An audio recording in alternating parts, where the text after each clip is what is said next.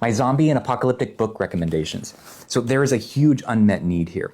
We have with zombie fiction ways of staging repetitive violence with the zombie, with each other, with fights for survival, and that can build us up.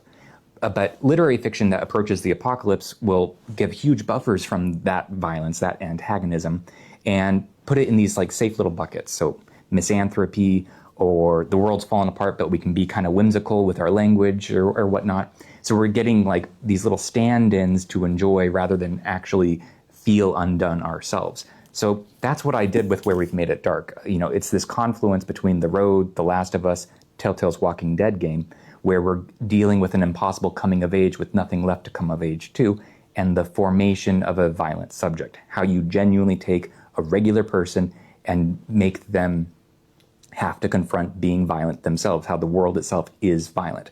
So it's not just a matter of throwing a gun in someone's hand or a threat in their face. The Road is obviously the classic foundational example, and it gets to this psychic experience of who we are at the very end of world, what the world is without us in a austere way. But a real standard zombie, nicely written work is Reapers Are the Angels, which is a young girl living without world. She does speak in a folksy dialect that I'm not fond of, but it is nicely written and is an undoing work of fiction. One of my favorites is And We Start From. This is poetic, living in a world that's completely undone with a flood. There's a lot of apocalyptic fiction that takes away the world radically similar to The Road, but it doesn't leave enough people in the story to get to social antagonism, to the conflict that the zombie exposes us to. How this is a necessary part of our reality, and that we don't live in a world where we are, in a bunker somewhere completely isolated. But that isolation is a very key thing. And I think an exemplary example is The Guest by Emma Cline, which the world doesn't end in, but we are trying to persist in the world without anything and without the ability to desire properly. But we have one goal, one fantasy that we're clinging to, this reuniting with the loved one who kicked us out of the house, and we're just trying to persist for a week until we can come back.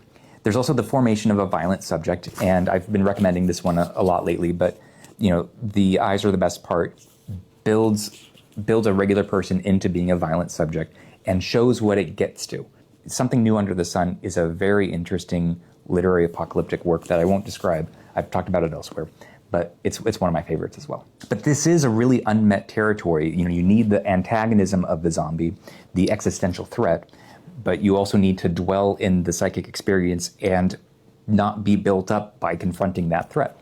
So that was my attempt with Where We've Made It Dark.